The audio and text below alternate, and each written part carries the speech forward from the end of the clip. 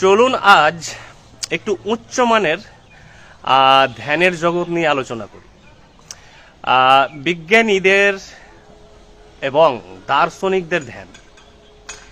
বিজ্ঞানী sir Einstein, Newton, Archimedes. অন্যধারে Indic ফিলোজফার্সরা যেমন কপিল মুনি থেকে শুরু করে গৌতম বুদ্ধ, এবং ওয়েস্টার্ন ফিলোজফার্স যেমন বার্টন রাসেল থেকে শুরু করে জন লক, আরও অসংখ্য। এদের ধ্যান কেমন ছিল?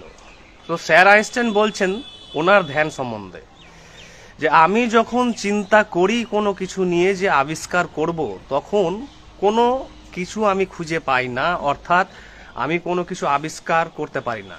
কিন্তু আমি সমস্ত চিন্তার জগৎ ছেড়ে যখন নীরবতার গভীরে প্রবেশ করি আমি, তখন সত্য হঠাৎ আমার সামনে এসে দাঁড়ায়। অর্থাৎ স্যার আইনস্টাইন কিসের উপর জোর দিয়েছেন? Deep deep deep deep silence. তো স্যার আইনস্টাইনের যে রিলেটিভিটি থিওরি, টোটালটাই হচ্ছে একজন যোগী বা ঋষি বা দার্শনিক কের আবিষ্কার। আর এই আবিষ্কারের মাতৃগর্ভ হচ্ছে ধ্যান, অর্থাৎ ডিপ সাইলেন্স।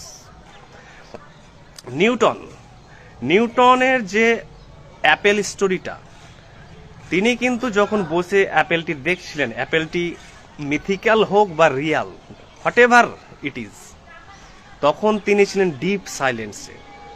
ডিপ সাইলেন্সে আমাদের মন, বিক্ষিপ্ত মনের কোনো উপস্থিতি থাকে না, সেখানে থাকে শুধু সূক্ষ্মতর চেতনা, সূক্ষ্মতর গভীর নীরবতা। সেই নীরবতাই এক অদৃশ্য জগতের সন্ধান মেলে। সেরা আর্কিমিডিস যখন জলের অপসারণ নীতি আবিষ্কার করলেন, চৌবাচ্চায় স্নান করছিলেন, তখন তিনি কোনো কিছু চিন্তা করছিলেন না, জাস্ট টোটাল পিওর শুদ্ধ নীরবতা। That is meditation. Not a single thought was there in his mind going on, and suddenly he discovered the displacement of water principle. তিনি আবিষ্কার করে ফেললেন। তেমনই অসংখ্য ইন্ডিক, অর্থাৎ আমাদের যে ভারতীয় ঋষি থেকে শুরু করে দার্শনিক এবং ওয়েস্টার্ন বার্টন রাসেল ধ্যানকে বলেছে an immobile state of mind, অর্থাৎ স্থির একটি অবস্থা মনের। আবার রাস্কিন বর্ন, আমাদের সাহিত্যিক, তিনি ধ্যানকে বলেছেন একটা আইডল স্টেট, অর্থাৎ অলস একটা মন, অলস নিষ্ক্রিয়, কিন্তু তার মধ্যে সক্রিয়তা আছে। এই যে ডিপ ডিপ ডিপ সাইলেন্সের জগৎ, এই জগতে আছে অসংখ্য অগণিত অদৃশ্য অব্যক্ত জগতের উপস্থিতি, যাদের আমরা সূক্ষ্ম চেতনা, সূক্ষ্ম নীরবতা ছাড়া কখনো জানতে পারবো না। বড় যদি সাহিত্য লিখতে চান, বড় কিছু জানতে চান, বড় কিছু যদি ডিসকভারি করতে চান, তাহলে ডিপ সাইলেন্স, ডিপ মেডিটেশন ছাড়া অসম্ভব। মানুষ সমাজে অসংখ্য ভুল ভ্রান্তি করেই যাচ্ছে। কেন? কারণ তারা স্থূল চেতনায় বাস করছে, অর্থাৎ তারা পাশবিক চেতনায় বাস করছে, অর্থাৎ গ্রস সারফেস চেতনায়, অর্থাৎ পশু পাখি যে চেতনায় বাস করে। তাই মানুষ সর্বদা লড়াই করে যাচ্ছে। হিন্দু, মুসলিম, খ্রিস্টান থেকে শুরু করে community, caste, religion, politics, total মানুষ উন্মাদ হয়ে গেছে, অসুস্থ মেন্টালি, ফিজিক্যালি, অসহিষ্ণু। কথায় কথায় রাগ, কথায় কথায় আক্রমণ, কথায় কথায় ক্রিমিনাল অ্যাটাক, বিধ্বংসী আক্রমণ। কেন?